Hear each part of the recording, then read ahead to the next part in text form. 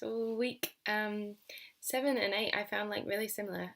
Well, in terms of open educational resources and MOOCs, and there was like a lot of crossover between them, and I got like a bit confused because like when I was like googling to look up to use open education resources, they seem mainly for teachers to use, like lessons and materials and stuff like that.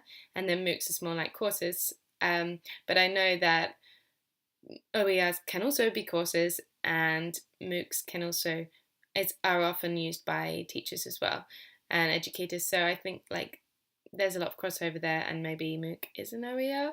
I'm still a bit confused. But yeah, so some of my arguments crossed over, and I felt like I was repeating myself. And I did an essay on MOOCs like last year, and I felt like the reading that I did for OERs, a lot of the same arguments were coming up with the idea that this kind of negative liberty thing of we've got freedom like to access it because we have no restraints, and then how that plays into a kind of meritocratic pressure for people who have like no excuse kind of thing to just keep studying and like not feeling like you're enough.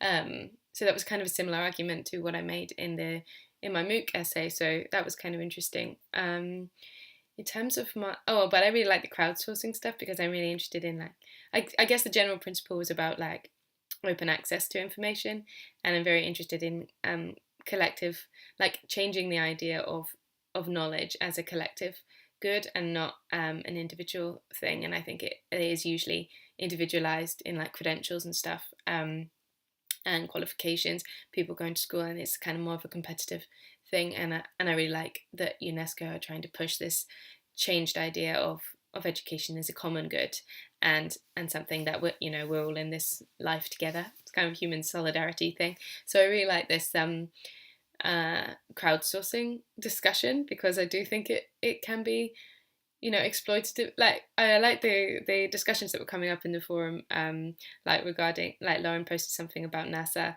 and then Tove's comment with the Justin Bieber stuff, about being like unpaid labor, and it might encourage that, because I was thinking like I don't want them to, these companies that have a lot of money already, to have to not then pay somebody. They should be like, government should pay, like research should be paid, but then at the same time sometimes people like it can be different. Like it's nice to be able to help if you're like walking around and you can like watch the birds and participate, for example, in a big bird watch. I do that for my for my dad's birthday. Like every year we do this bird garden survey thing, and it contributes to data, and it's kind of a fun activity, and it's useful, and it would probably not be possible to pay researchers to be in everybody's garden looking at birds. So yeah, I think it's a difficult issue, but I think it can be used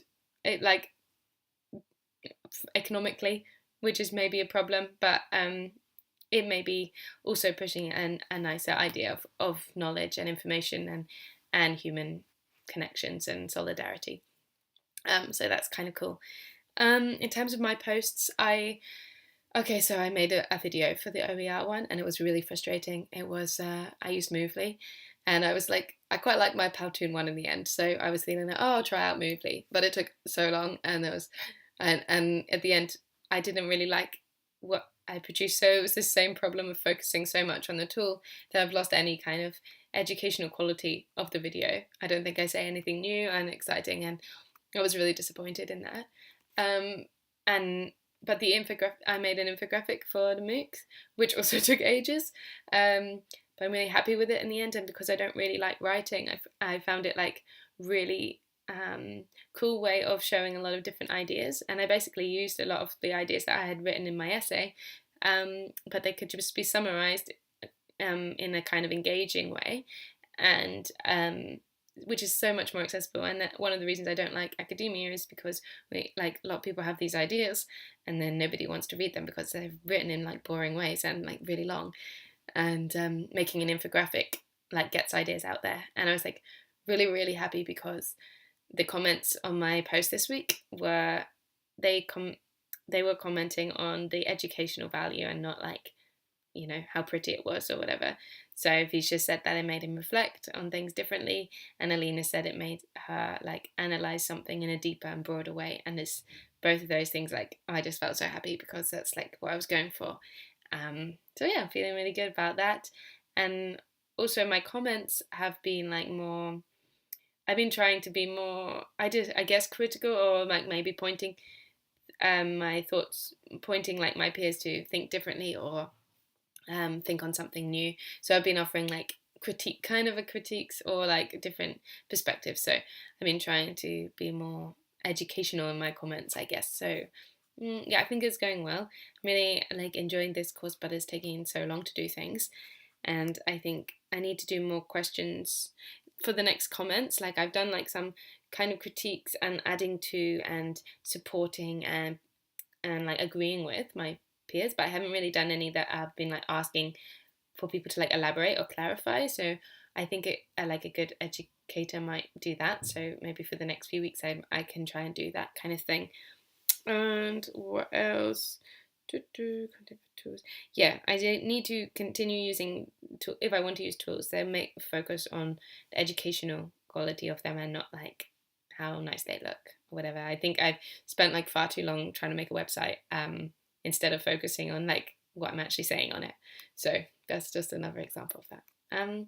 But yeah, that's the end of the reflection for this week. So yeah, bye.